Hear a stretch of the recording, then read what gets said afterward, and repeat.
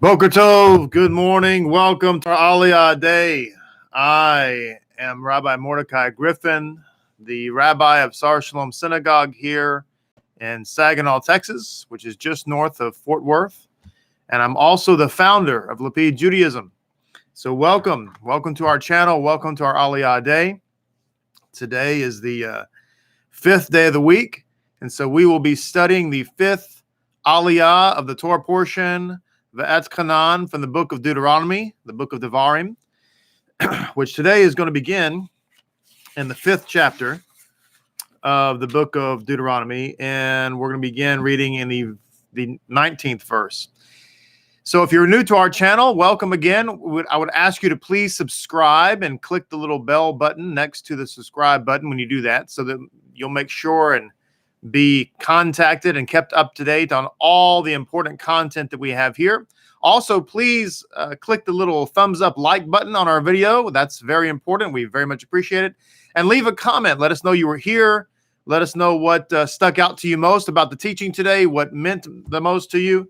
That would be a fantastic blessing. And last but not least, be sure and share this video with your friends and family and invite them to join the Aliyah Day. It's a wonderful place of learning and great insights. 30 minutes a day. The Aliyah Day keeps the Yetzer Hara away, we say. All right, here we go. We're going to begin reading the fifth Aliyah, beginning in chapter 5, verse 19.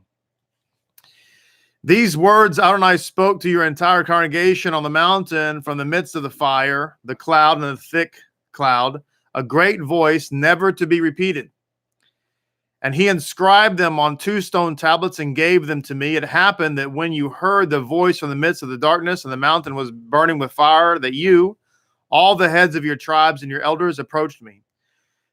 You said, behold, Adonai our God has shown us his glory and his greatness, and we have heard his voice from the midst of the cloud this day. We saw that Adonai will speak to a person and he can live. By the way, in yesterday's Aliyah, there was some commentary discussing the reality that we were at such a high spiritual level at Mount Sinai that we, in fact, saw HaShem. This is what it means when the sages talk about that in the end times we will point at God and we will say, this is our God and we shall worship him. Now, in order to point at something, you have to be able to see it. So, this is a very important precedent because it teaches us something very valuable. Many people have said that God does not have an image. That is not true, actually. People say that, well, Rambam codified that in the 13 Principles of Faith, and that's true. He did. However, in his day, many people disagreed with him. Many rabbis, I should say, not just people, of course, but rabbis disagreed with him and said, yeah, he does have an image.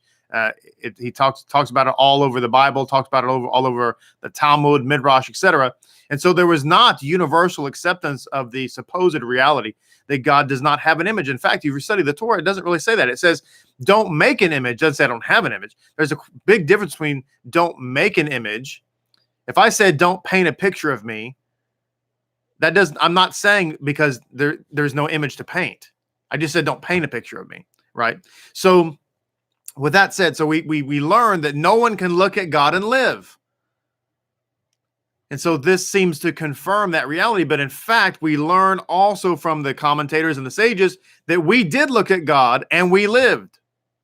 And of course, this happened to Manoah, Samson's father, as well, because he was conversing with the angel of Shem, quote unquote, and yet survived. And he said, I'm going to die because I've seen God, which is a whole nother topic. Anyway, verse 22. But now, why should we die when this great fire consumes us? If we continue to hear the voice of Adonai our God any longer, we will die. For is there any human that has heard the voice of the living God speaking from the midst of the fire, as we have and lived? You should approach and hear whatever Adonai our God will say. Now, I find this is just a little bit of scriptural comedy, in my opinion, because here we are talking, Moses, rather, is relating this story, and he's saying that we can't listen to God anymore, we'll die. Has there ever been a human being who has heard the voice of God and lived? If we continue to do this, we're going to perish. We'll be burned up in fire. I tell you what, Moses, you go talk to him. You know, that's just a little humorous because it's like they're so concerned they send Moses.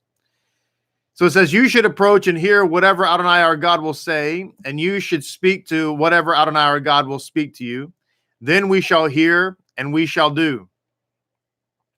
Adonai heard the sound of your words, and when you spoke to me, and Adonai said to me, I heard the sound of the words of this people that they have spoken to you. They did well in that they spoke. You can assure that you can assure that this heart should remain theirs, to fear me and observe all my commandments all the days, so that it should be good for them and for their children forever. Now, this is a really important statement because in our modern era, we have I say we people have really made an attempt to water down what it means to fear God. And you know what I'm talking about. You've heard it over the last decade or so. People will say, well, when it says fear God, it doesn't mean to be scared of him. It means just to respect him. And because evidently we thought it was relevant to try to teach people that fearing God was just, that was just too, that's just too confrontational. We don't want to do that. But this actually, a lot of times the problem with our theology is not biblical. So when we come here, God is actually saying, hey, the fact that they are scared of me is actually a good thing. The fact that they're scared, that they fear me, that they tremble in my presence, this is good because this is going to keep them in line and it's going to keep their children in line. So the idea of fearing God, yes, it does have the connotation of respect, but it also has the connotation of I am scared. I tremble. It's like when you go before a great magistrate or a great king or a great judge, and you don't know exactly how the judge is going to decide one way or the other, there's a little bit of an uncomfortable feeling in the pit of your stomach. And that's, my friends, good. That's called respect and honor. So verse 27, go say to them, return to your tents. But as for you, stand here with me, and I shall speak to you the entire commandment and the decrees and the ordinance that you shall teach them, and they shall perform in the land that I give them to possess. Now, just an important note here. When it says, I shall speak to them the entire commandment, it uses in the Hebrew, et kol ha-mitzvah. Now, shouldn't it say, et kol ha-mitzvot? Because we're talking here about commandments, aren't we? It's not just one commandment, is it? Or is it? Or is it? Or isn't it? Well, the answer to the riddle is that God considers, and this is critically important. I want you to please hear what I'm about to tell you because it's very, very important. According to the Bible, according to the scripture, which I think we all agree is the word of God, otherwise we wouldn't be studying it. We should just be reading some other kind of novel. But it says, et kol ha-mitzvah, teach them the entire commandment, meaning that God considers all of his commandments as one commandment, which means that we're not permitted under any circumstances, no matter how many rabbis tell us, no matter how many people say, no matter how many really, really important people write letters, we're not allowed to take one commandment and throw it in the garbage and then keep the other one because we like it better, we think it's relevant for our time. All commandments are one single mitzvah. So this is very important because this comes from the mouth of God himself. Teach them the commandment. So anyway, the commandments, the decrees, the ordinances, in case we're confused, he wants to make sure that we teach everything, to include the decrees and the ordinances. So people say, well, the ceremonial laws are not for today, but the other ones are. The only problem is no one ever said that, especially God. So since it's God who gave them to us, then it's going to be important for us to know what God has to say on the matter. And according to God, they're all relevant for all time. And again, I just want to remind us that we're reading this as we are about to go into the promised land. So Moshe is trying to teach us what is, or equip us, let me put it that way. He's trying to equip us with what we need to be successful entering into the promised land. And this is Moses telling us, listen, if you want to be successful, if you want to be happy for the rest of your life, make the Torah a part of your life. That's what he's saying. That's the original lyrics of that song, by the way. And got changed later. But anyway, verse 29. You shall be careful to act as Adonai your God commanded you, and you shall not stray to the right, to the left. On the entire way that Adonai your God commanded you, you shall go, so that you shall live, and it will be good for you, and you shall prolong your days and the land that you shall possess. Chapter 6, verse 1. This is the commandments and the decrees and the ordinances that Adonai your God commanded to teach you, to perform in the land to which you are crossing to possess it, so that you will fear Adonai your God, to observe all his decrees and commandments that I command you, your child and your grandchild, all the days of your life, so that your days will be lengthened. You shall hearken, O Israel, and beware to perform, so that it will be good for you, and so that you will increase very much, as Adonai your God of your forefathers spoke to you, a land flowing with milk and honey. That's the end of our reading today. We'll pick up tomorrow. When we read, we'll be picking up with the Shema. All right, so just to touch on a couple of salient points here. Let me begin. Let me start back here with Me'am Loez. Just want to conclude where we left off yesterday. We were talking about real grace, true grace. And so these are just three important highlighted quotes from Me'am Loez talking about prayer again that I just didn't want to leave behind. So it says, it is important to understand that our sages taught that in forbidding a person to ask something from God and depend on his own merit, one should not say, since I've done so many good deeds, I will certainly be answered by my own merit. We're not allowed to do that. So it's saying here, it's important to understand that our sages taught that this is forbidden. Well, so let me explain for a moment why I wanted to quote this today. Because there is a straw man argument that exists and has existed for a number of, well, perhaps even decades. And that is that Judaism is under the law was you had to earn your salvation, but now something else came along and now we don't have to earn it anymore. But as you can see here from Me'am Loez, which Me'am Loez wrote this, I want to say he wrote his commentary, I believe in the 1700s. Pretty certain that that's true. If I'm off a little bit, I'm sure you'll forgive me. But in any case, so, he's bringing down insights here that have been around for a long time. And he's saying here that the sages, the rabbis from the Middle Ages are not the sages. The sages are these sages of old, the sages of the first century and prior to that, even to include the men of the Great Assembly from Ezra and Nehemiah's time and so on, well before the days of the Mashiach. He's saying here the sages taught us it is forbidden to ask God for anything based on our own merit. Thank you, Lynn. It was 1685, so I was off by a few years. That's when he was born. Or lived, rather. Or born. Born 1685. Okay. Thank you. In any case, the whole idea that Judaism is a, you're going to work for your salvation is obviously that whole concept is destroyed. It's a straw man argument. Straw man argument. People say we got to go out and teach people that they don't have to work for their salvation. I don't want you to turn on the news this evening. And I want you to ask yourself, is the world trying to earn its salvation? Just ask yourself that question. Turn on the news and watch some of the programs.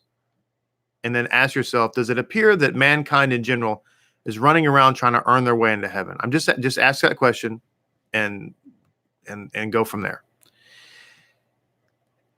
Actually, it says here, before God, we are like slaves before a king. If a master has a slave, the slave must do everything that the master requests. Since we are God's slaves, we must also do everything that he requests of us. A slave does not have the right to ask for any reward from his master for anything that he does. Similarly, we cannot ask for a reward for what we do for God. Do you understand the importance of that when we're talking about what is the idea of grace? On the one hand, we're slaves, so we have to obey God. We have to obey his will. And on the other hand, because we've obeyed God, we can't ask for a reward, because how can a slave ask for a reward for something that he's bound to do? So you can see there's no dichotomy. There's no trouble. There's no mutual exclusion from grace versus law. We're bound to God by his holy law, and yet it's through his grace that we live and move and have our being. See, it's this is how these two things work together. But in our Greek, Western, frankly, pagan mind, we very often can't get that. We have to think, well, either I can obey and I live that way, or I can disobey and have grace. We don't understand how they work together. Well, this is very clear. This is how Judaism sees it. And to me, it's very clear. It's not complicated, was it? It's not complicated at all. So it says, that is the fact. It says the fact that God rewards a person for his good deeds is only an act of kindness. God is not duty bound to reward a person for his good deeds. Do you understand that? God's not duty bound. This is this is Me'am Loez here. God is not duty bound to reward us. He doesn't have to reward us. He does not have to reward us for our good deeds. It's all by God's grace. Now, having said that, as I said yesterday, that does not remove from us the responsibility to be obedient. You think about this for a second. Let me just put it in terms that we can all relate to. And I know that many of you, the vast majority of 99.9% of you, are getting this. You're high-fiving each other if you happen to be with somebody else right now. If not, you're throwing stuff across the room and saying, amen. But some of you have old theological tapes running in your head. And I totally understand. I totally get it. I've been there. It takes a while to select all and delete, because you've been told that you have to depend on grace, which means you have to be free from the law, because if you follow the law, you are trampling grace underfoot. So let me put this in terms that most of us can relate to. Suppose that you have chores. Suppose that you have chores that you give to your children. Take out the trash, clean the bathroom, clean their room, whatever. Take dishes out of the dishwasher, put them up. Maybe mow the lawn, whatever the case may be. Are you duty bound as a parent to pay them an allowance? I mean, think about it. Now, many parents do. It's perfectly fine. They give them a little bit of an allowance if they do their chores. But my friends, you understand something? That's all grace, because the child is living in a home that's being provided for them. They're eating food being provided for them, right? They're enjoying air conditioning or heating or whatever being provided for them, clothing provided for them, everything provided for them. Now, of course, as parents, we have to provide for our children naturally, but as part of the family, they are very simply fulfilling their role of working as a family, as a unit, as a team to keep everything going. The parent is by no means duty bound to give them an allowance. That's absurd to think that, well, I have to give little Johnny his allowance because he did his chores this week. You don't have to do anything. Which is why when children are being punished, they continue to have to do their chores and they don't get the allowance. Why? Because you're not duty bound to give it. This is how God works with us. We have to do our chores, and out of his great love and grace and mercy for us, he gives us an allowance. But he doesn't have to. It's all by grace.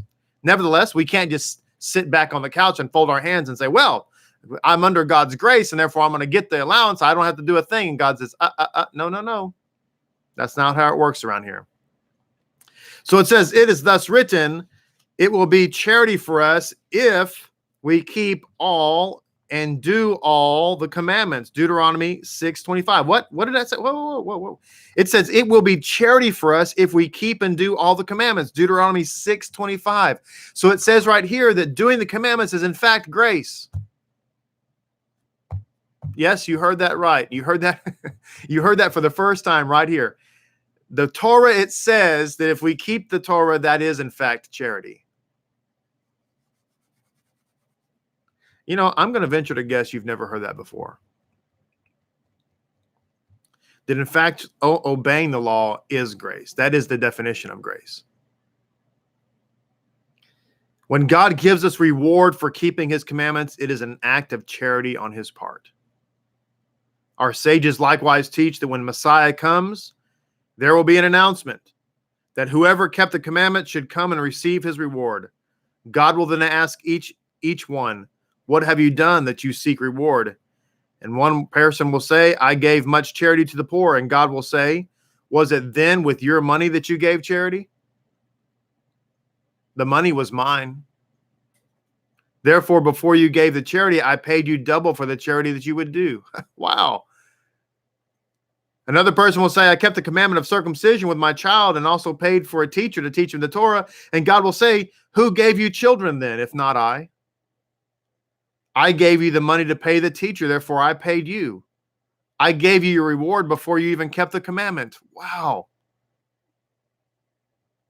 Another person will come and ask for keeping the commandment of the mezuzah. And God will say, did I not give you a house first? Therefore I rewarded you first. You have no right to demand a reward. From here we learn that any reward that God gives us for keeping the commandment is a gift and a charity. Why? Because our very ability to keep the commandment comes from God in the first place. I don't know about you, but this is great. Therefore, it is fitting that we ask that God give us a free gift. Why? Because everything we do for him is only because he empowers us to do for him.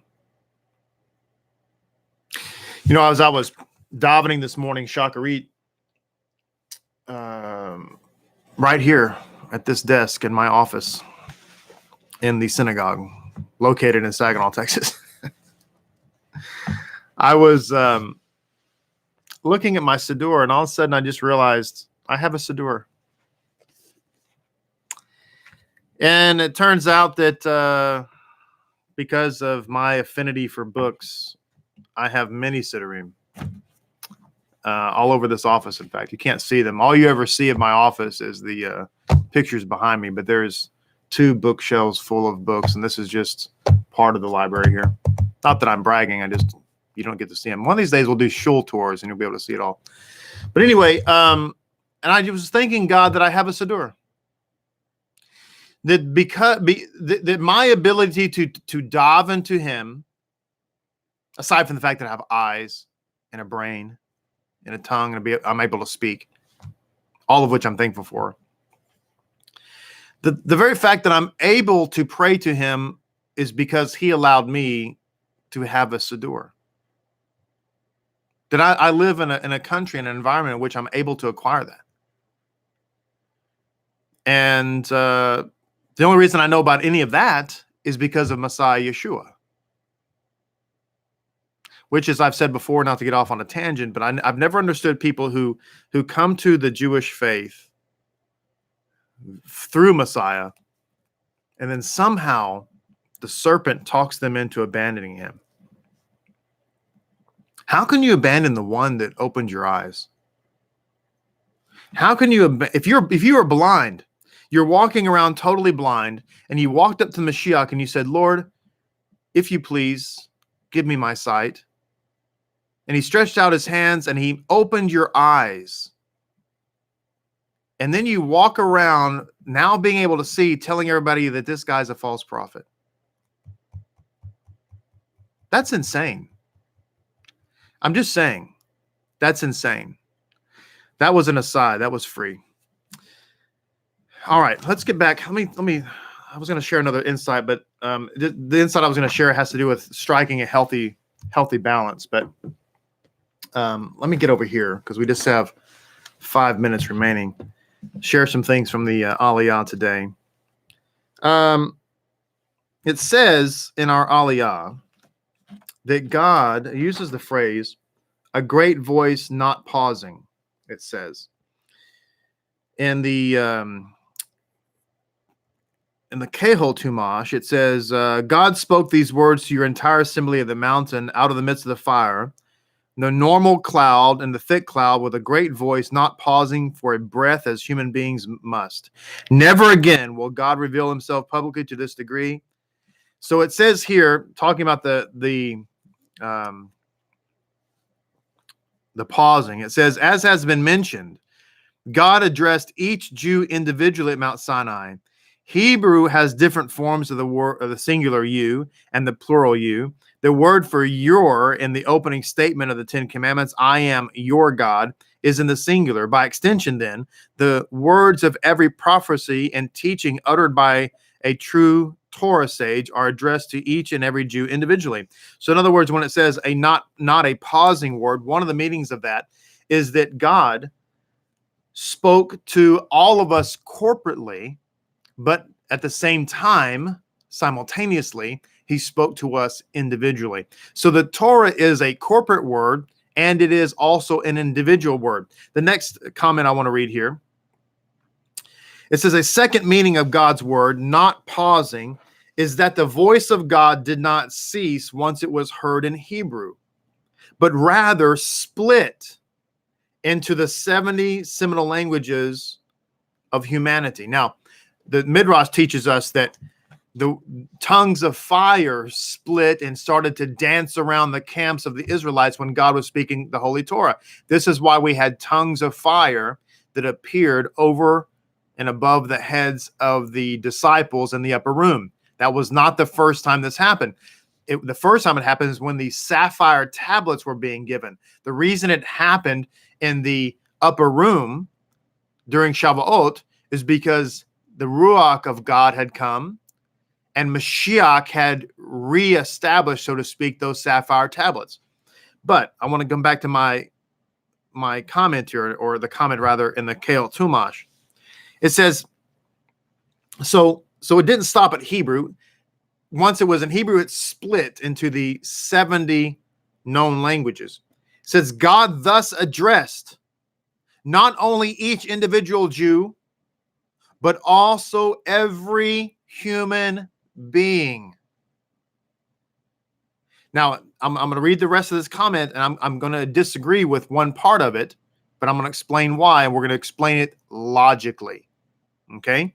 So what it's saying here is that God wanted to communicate the entire Torah. Say it with me. Entire Torah.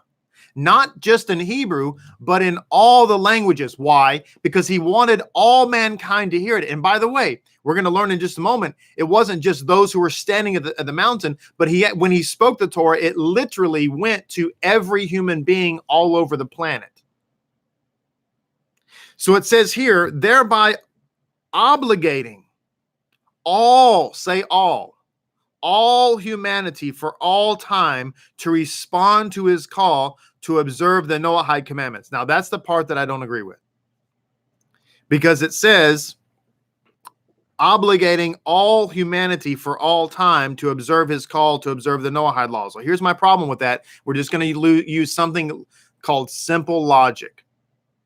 Okay? We don't have to get into deep theology and blah, blah, blah, blah, blah.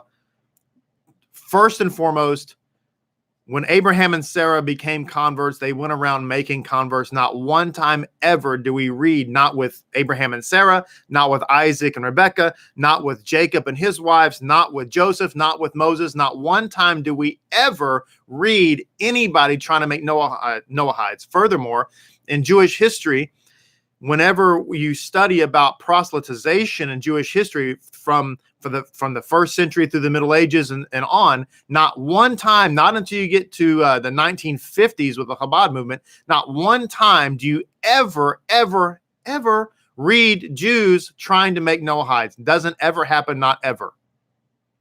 Okay? But that's not even the logical point. That was just an aside. If God wanted to only communicate the Noahide laws to humanity, then why did he speak all 613 in all their languages? Why would he not just communicate 7 in all the known languages? What would be the point of teaching the whole Torah in all the languages if they're only going to be required to follow 7?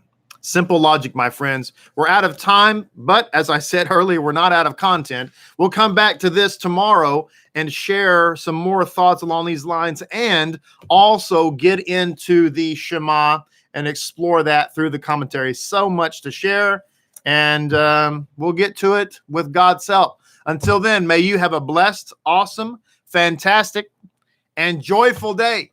And as I said, please like this video. Please make a little comment. That would be so helpful. And share it with your friends and help them to connect to the light of Mashiach. I love you. Thank you. Bless you. We'll talk to everybody soon. With God's help, have a great day.